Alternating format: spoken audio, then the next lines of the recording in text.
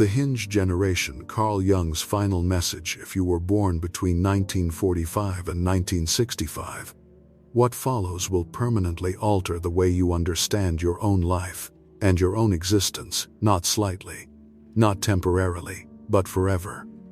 There is a question that has followed you for decades, surfacing in the quiet moments between sleep and waking, in the hollow spaces between achievements, in the painful gaps between who you were told to be and who you have always felt you truly are. That question is this: why does it feel like my life is supposed to mean something more? Carl Jung, the legendary psychoanalyst who descended into the darkest and most profound layers of the human soul and decoded the mysteries of the collective unconscious, left behind thousands of pages of observation and analysis on the spiritual evolution of humanity before his death in 1961. But in his final years, within the most intimate circle of colleagues and students, he shared one extraordinary spiritual discovery, one that almost no one expected, and one that speaks directly to you. According to Jung's deepest spiritual analysis, the souls who chose to be born between 1945 and 1965 did not arrive here by accident. They came with a sacred soul contract, accepted before embodiment, carrying a mission of immense weight. And the most staggering part of all is this: this is your last chance to complete what you left unfinished across previous lifetimes, your last chance to balance a karmic debt of enormous magnitude, and your last chance to become part of the singular group of souls chosen to prepare humanity for its great leap in consciousness. The Hinge Generation. Jung called those born in this period the Hinge Generation. You are not entirely of the old world, and not entirely of the new. You stand at the precise intersection of both. And that intersection is the most critical, most necessary place any soul can occupy. Think about what that truly means. You were born in the immediate aftermath of the Second World War, into a world clawing its way back from ash and ruin. You grew up amid political turbulence, ideological battles, economic upheaval, and the vast migration of populations from rural villages to expanding cities. You witnessed, with your own eyes, the transition from black and white single-channel television to the blinding speed of the digital age, from rotary phones to the entire world in the palm of your hand. None of this was accidental. Your soul chose this precise window of time because it knew this era would be the most turbulent, the most disorienting, and the most necessary period in human history. Jung explained that encoded within the spiritual architecture of this generation was a rare and extraordinary capability: the ability to build unshakable bridges between old and new, between matter and meaning, between fear and love. Now, decades later, as the world once again collapses and reconstructs itself before your eyes, your mission carries a depth of meaning greater than ever before. You did not come here merely to live an ordinary life. You came to remember something, to awaken something, and to transmit an ancient wisdom that the younger generations who follow you desperately need. But here is the question that demands an honest answer. Have you already realized this? Or are you still searching out there, without knowing that the answer has been hidden in your own birthdate all along? Jung's 1944 vision. In 1944, Carl Jung descended into one of his deepest states of visionary contemplation, those rare, extraordinary moments when the human mind transcends its ordinary boundaries and touches something vast and ancient. His assistants were recording his thoughts as always, but this time, something entirely different was unfolding. Jung began speaking of an immense wave of ancient souls preparing to arrive on Earth. These were not new spirits, they were souls who had been embodied many times before, who knew with profound intimacy the full weight of suffering. of war, of separation, of the collapse of empires. Now they were returning with a singular, final purpose. When someone in his inner circle asked him when these souls would arrive, Jung responded with quiet certainty, "They have already begun. They will descend between the end of the Great War and that dark era, when humanity will discover it possesses the power to destroy itself completely." That period covered precisely 20 years, from 1945 to 1965, an entire generation. 20 years of souls, with a mission compressed into a single window of time. Jung never lived to see this generation reach full adulthood, but he left extraordinarily precise observations about what to look for within them. He said these souls would be profoundly restless and searching, that they would never fit within conventional structures, and that from very young ages they would challenge religious, political, and social systems at their foundations. That is exactly what happened. Those born in those years became the passionate idealists of the 1960s and 70s. They became spiritual seekers who refused to accept inherited beliefs at face value, who searched instead for the essence beneath doctrine, for the depths of mysticism, for Eastern philosophy, for the liberation of the soul. This was not rebellion for its own sake. It was an ancient remembering rising from the depths of the spirit, a knowing that there existed another way to live, another way to be. Jung explained that these souls had not come to burn the old world down, but to transform it from within to be the solid, dependable bridge that holds both banks together as the world crosses from one age to the next. Here is perhaps the most fascinating detail of all. Jung predicted that many within this generation would not truly awaken, not in the deepest sense, until they reached their 40s or 50s. Why? Because first they needed to experience the full crushing weight of the old world. They needed to work inside those systems, to be ground between those gears, to feel the disillusionment in their bones and in their flesh, to know with the certainty of lived experience that something was fundamentally broken at the root.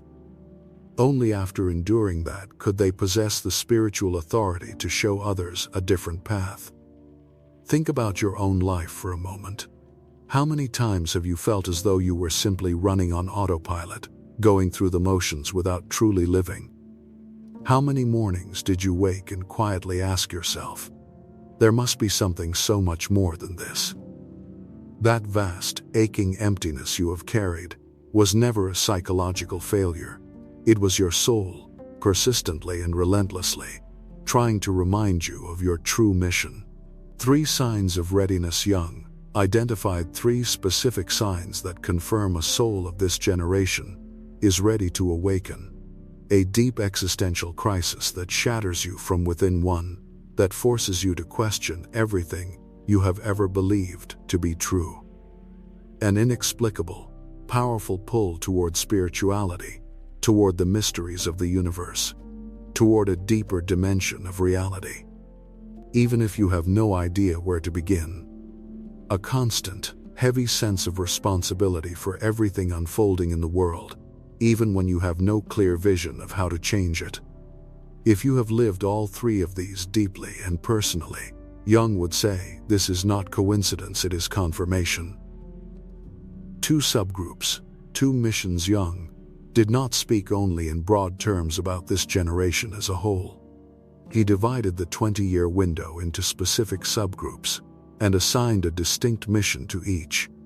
Those born between 1945 and 1950 are the memory carriers. They brought to earth the ancient remembrance of what the world was like before the great rupture, the great disconnection. Their essential work is to remember, and to transmit that pure wisdom to those who come after them. Those born between 1951 and 1965 are the system healers and consciousness activators. They came to identify which social structures had decayed beyond repair, to mend them at the root, and to awaken others, sometimes with uncomfortable force, in preparation for the immense transformation approaching. Your final mission now, we arrive at the most shattering truth of all. Jung did not merely say that this generation carried a mission, he emphasized that this is their final mission on Earth. According to the laws of spiritual evolution, our cycles of earthly embodiment have a natural limit. We were not designed to return here endlessly. Eventually, the soul graduates from this school and continues its evolution in dimensions of existence far beyond what we can currently comprehend. For many of you, this lifetime is that graduation, the incarnation in which your soul will determine whether it fulfills the very purpose for which it was created. Jung had traced this pattern across lifetimes.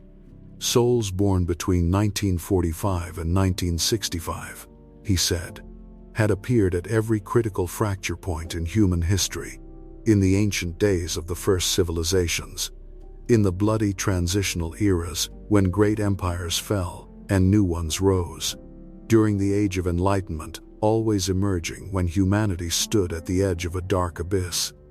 They always tried to guide the change, and they often failed, because human free will was unpredictable, because the fear within human hearts was overwhelming, and because the control mechanisms holding the old systems in place were nearly impossible to dismantle.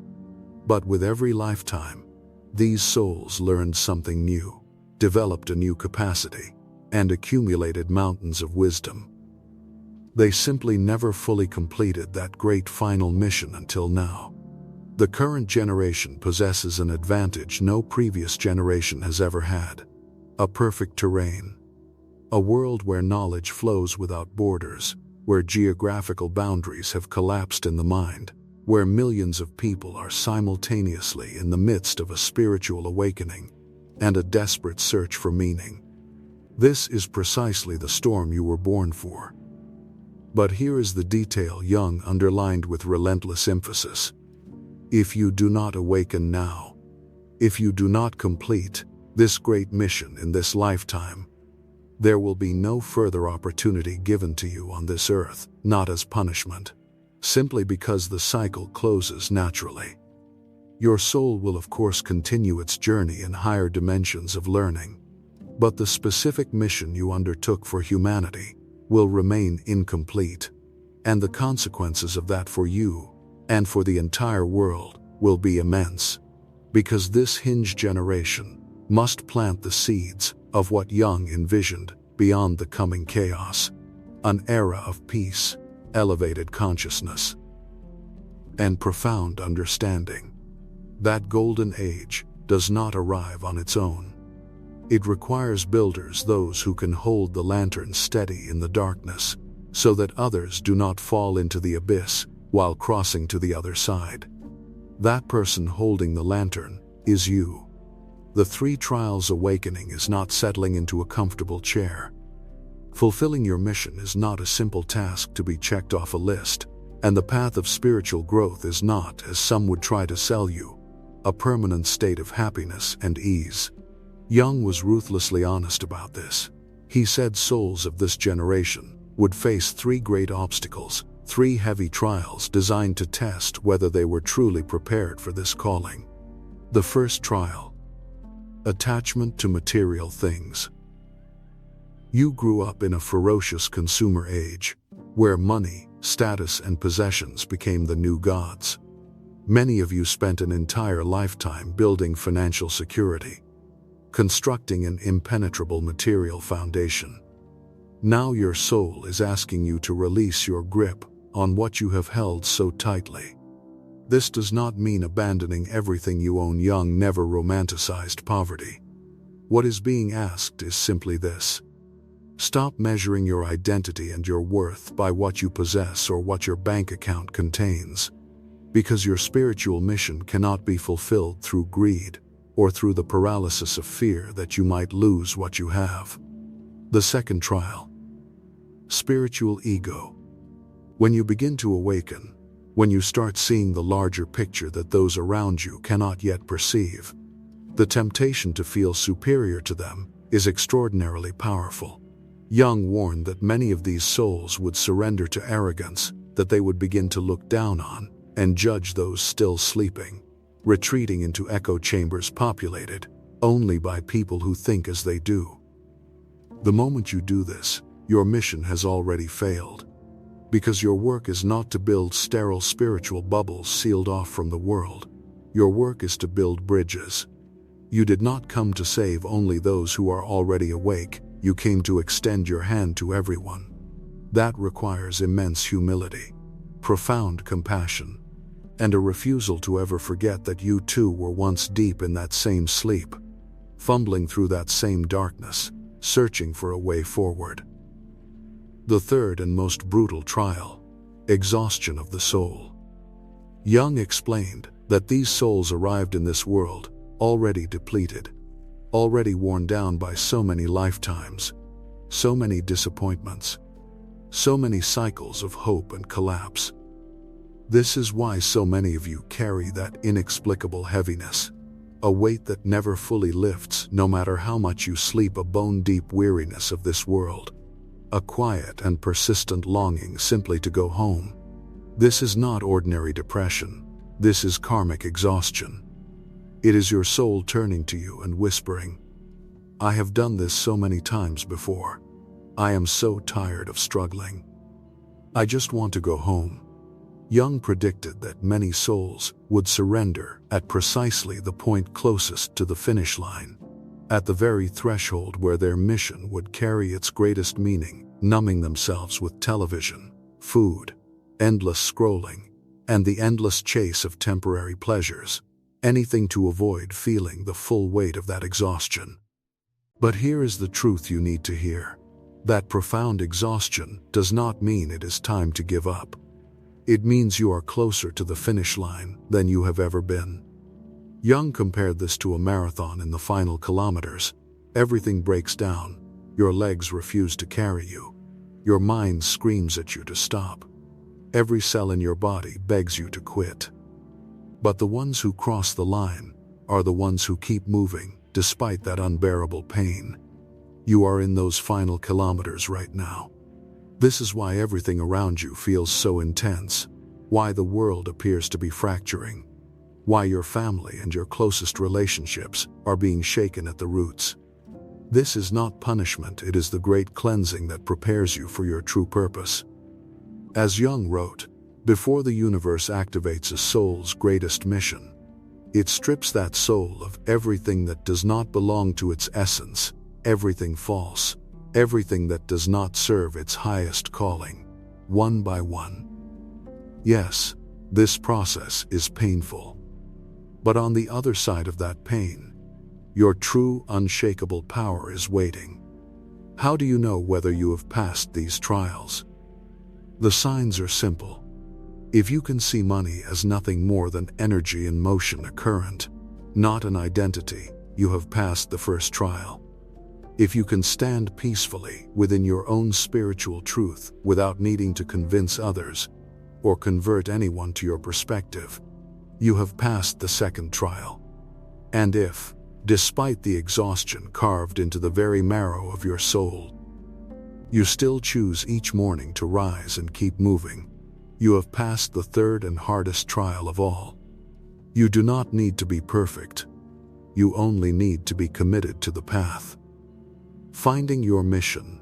3 questions. What is your specific mission, the thing that only you can do, that you were sent here to accomplish, that no one else on this earth can offer in quite the same way? Jung left behind a method, deceptively simple yet devastatingly precise, for locating that calling. It requires no elaborate rituals, no mystical symbols, only the willingness to be ruthlessly honest with yourself. 3 questions. Most people never make it through all 3, not because the questions are hard to understand, but because they are afraid of the truths that will look them directly in the face. First, what genuinely breaks your heart? Not your personal sorrows or private losses, but the great matters of the world that reach into the deepest chambers of your soul, the theft of childhood innocence, the destruction of the natural world, the silent loneliness of the elderly, injustice, the spiritual blindness that keeps people trapped in lives they never truly chose. Jung was precise about this. The soul does not select these sensitivities randomly. It deliberately chooses to feel with great depth the pain of what it descended to earth to heal. If something shatters your heart, that is your mission speaking directly to you. Second, what do others find extraordinarily difficult, but you do naturally, effortlessly? Like water finding its level. Everyone carries gifts so innate that they often fail to recognize them as gifts at all. Perhaps you listen to people in such a way that they feel, for the first time in their lives, truly heard. Perhaps you can organize the most chaotic situations with calm precision. Perhaps you connect ideas that no one else would think to bring together. Or perhaps simply entering a room and sitting in silence is enough to soften a tense, fractured atmosphere. These are not incidental abilities, they are the specialized instruments your soul packed for this specific mission. Your calling never asks you to become someone you are not. It asks only that you live who you already are, with the highest possible consciousness and awareness. Third, if you knew with absolute certainty that you had exactly 5 years left to live, what would you do differently starting today? This is the most destabilizing, most mask-stripping question of the three. Because genuine urgency dissolves every postponement, every one day I will promise, every excuse you have ever constructed. When the illusion of infinite time collapses, the soul immediately reveals its true priorities, and those priorities are your real mission. Now take the answers to all three questions and hold them together. Perhaps the breaking of authentic human connection, people living disconnected from their own souls, is what shatters your heart. Perhaps your most natural gift is creating safe spaces where people feel free to speak without armor. And perhaps, with 5 years remaining, you would build the kind of genuine community where people could speak without masks, without judgment, without performance. Then, that is your mission. Or perhaps the destruction of the natural world wounds you most deeply. Your natural gift is translating complex truths into the simplest possible language, and with 5 years left you would spend every hour teaching people how to protect what remains of this earth. Then, you are an ambassador of the living world. Do you see how this works? Your mission never needs to be vast and epic on paper. Its greatness lives entirely in the depth of its impact. You do not need to appear on television. You do not need millions of followers. And you do not need to write the great philosophical text that rewrites human history. You only need to do what only you can do, right where you are standing right now. Because here is the profound secret most people never understand. Spiritual missions are not measured by how many people you reach. They are measured entirely by the precision and depth of the specific contribution only you can offer. Every soul is placed with mathematical exactness into a specific family, a specific neighborhood, a specific constellation of difficulties and constraints, because that is the precise location where your irreplaceable contribution is needed. You are not standing where you are standing by accident. Your family, your city, your work, your struggles, your frustrations, these are not obstacles to your mission. They are the architecture of your mission. As Jung expressed it, on the stage of the universe there is no such thing as a miscast soul. If you are on this stage, it is because there is a role that only you can play. 5 signs the great turning point has arrived. Jung also spoke in detail about the signs that the decisive moment the great turning point had arrived. And he said every one of these predictions is unfolding before our eyes right now. He described what he called the Great Purification, a period in human history when nothing hidden would remain concealed. When every structure built on deception would collapse like a house of cards, when concealing the truth would become impossible. Souls with a mission, he said, would recognize the arrival of this time through 5 unmistakable signs. The first sign: the awakening of the young. Jung sensed that children born after the year 2000 would arrive with an entirely different quality of consciousness, far more sensitive, invisibly connected to one another, and utterly unwilling to swallow the stale lies that older systems had forced upon previous generations. He added that the Hinge Generation would be responsible for building the vital bridge between these new souls and the old world. Your work, when no one else understands them, is to protect these new spirits, to guide them, to confirm for them that what they are feeling is real. Look at the young people around you. Aren't they rejecting, with absolute clarity, the old script of study hard, work obediently for 40 years at the same desk, retire, and disappear? Aren't they refusing to grant unearned respect to hollow authority that has long since lost any moral foundation? The older generation judges them, calls them lazy, disrespectful, lost, weak. But you understand them, because once, when you questioned that old order, you were judged with that same brutal cruelty. Your mission is to be the compassionate, wise shield that stands before them until they find their own path.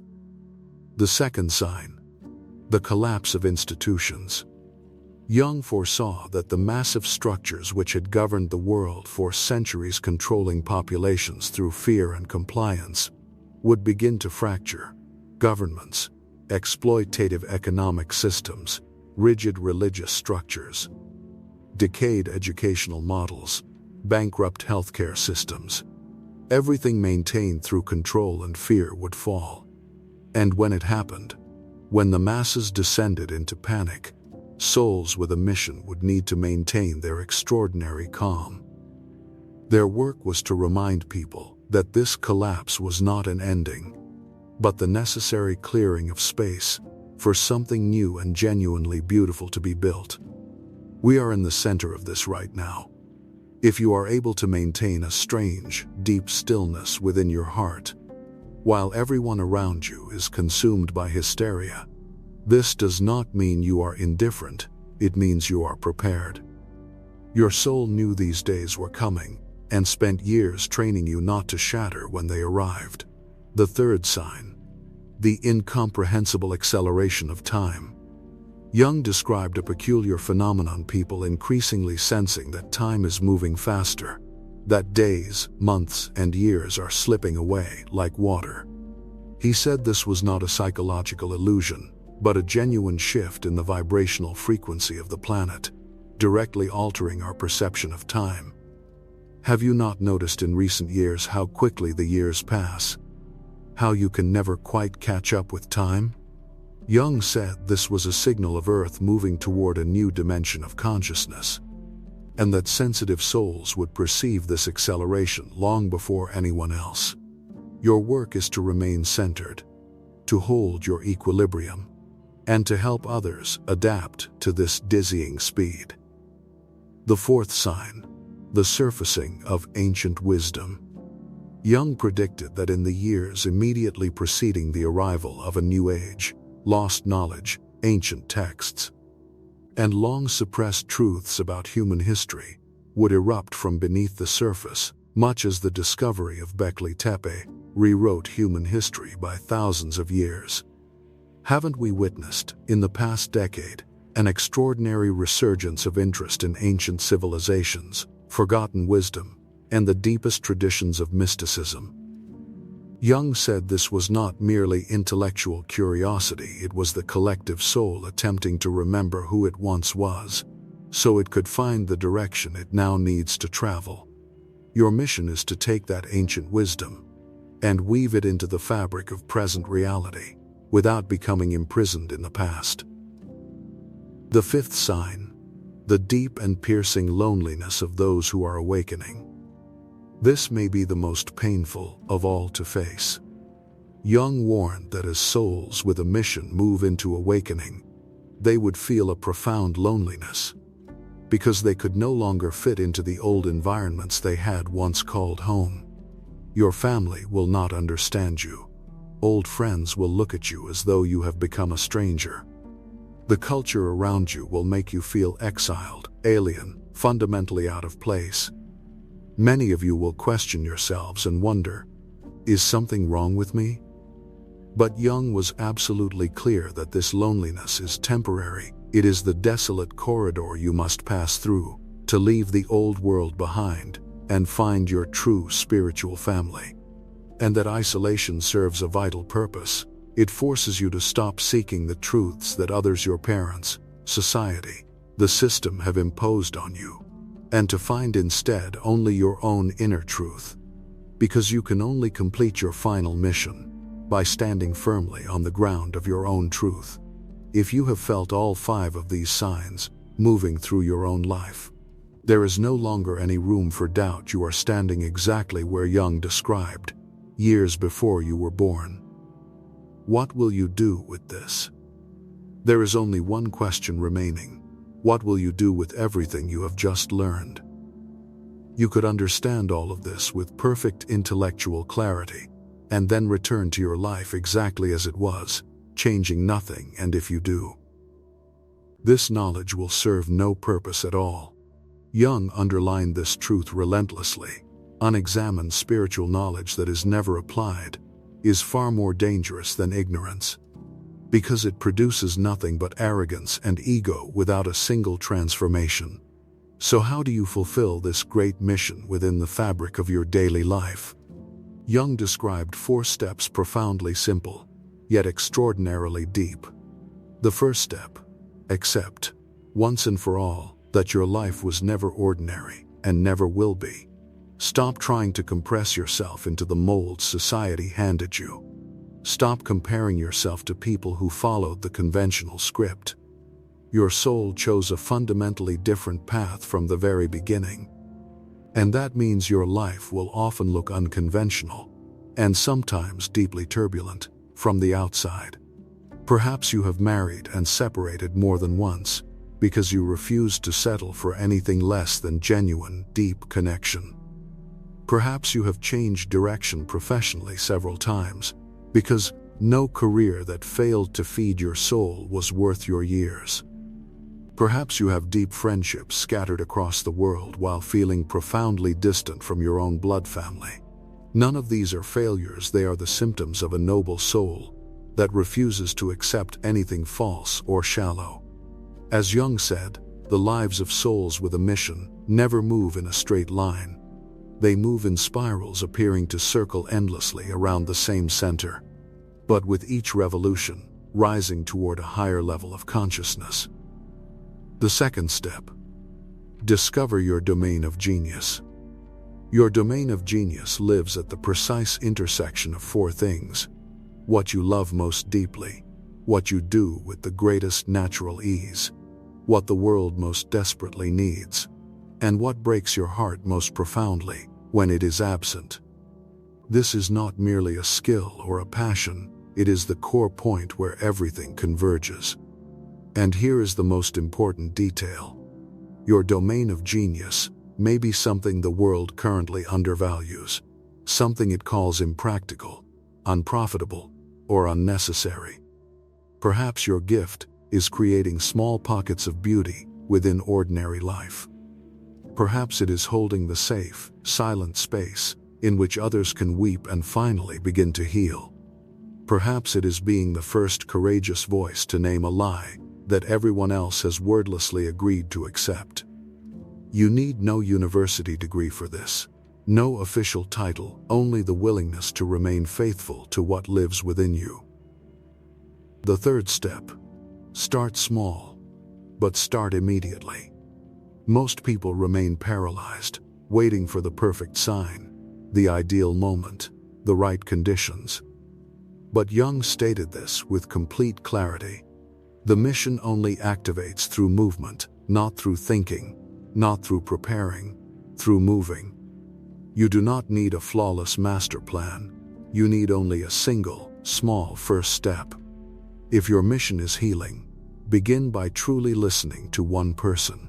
If your mission is teaching, begin by sharing the one true thing you know most deeply. If your mission is building community, invite two people you trust to sit with you over tea and begin that honest conversation. The universe does not respond to your good intentions, it responds to your actions. And here is where the magic lives. The moment you take that first small step, the dark road suddenly illuminates. Resources appear from directions you never anticipated. The right people enter your life. Locked doors swing open, not because you are supernatural, but because you have finally aligned yourself with your reason for existing.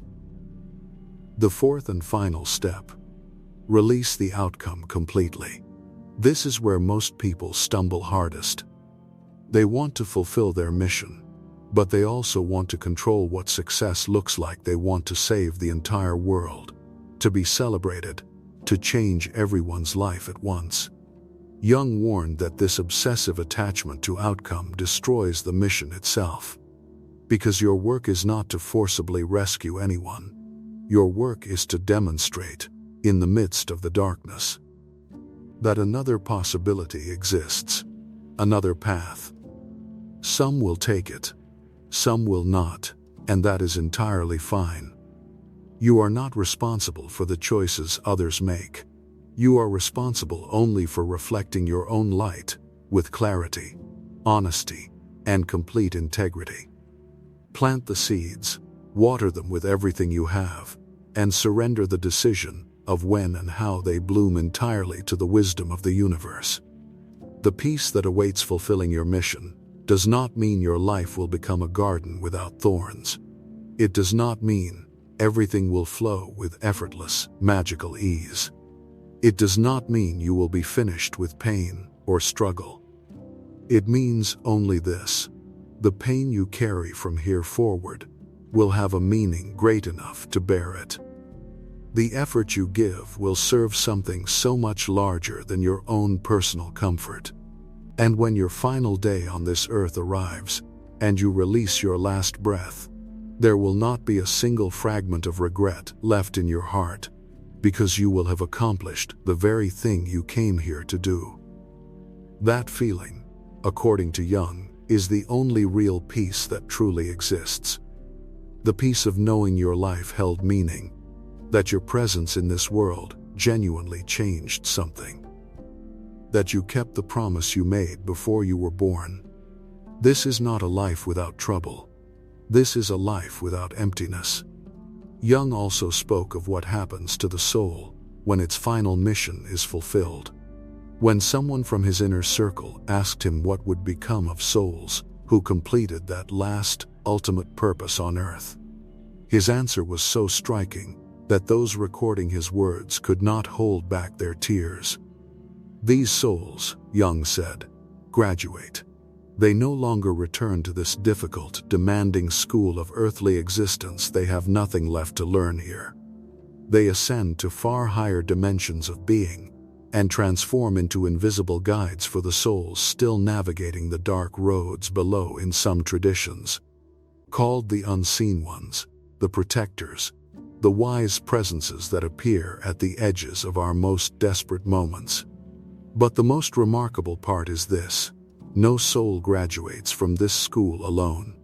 When you complete your mission, you raise the frequency of every person you have ever touched, every life you have ever looked into, every heart you have ever opened, and they go forward and raise the frequencies of others.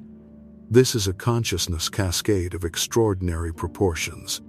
It is why your mission matters above all else, even if it spans only one small neighborhood, even if no one ever applauds you, even if your name is never remembered by anyone beyond those who loved you. The waves of love and awareness you create will continue to echo across this earth for a long time after you are gone.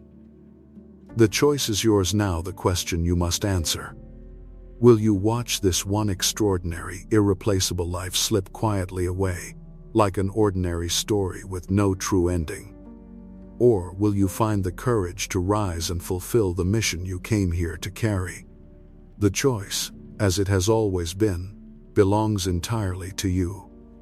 But as you make it, consider this. Do not waste this chance, waiting for a perfect moment that will never arrive.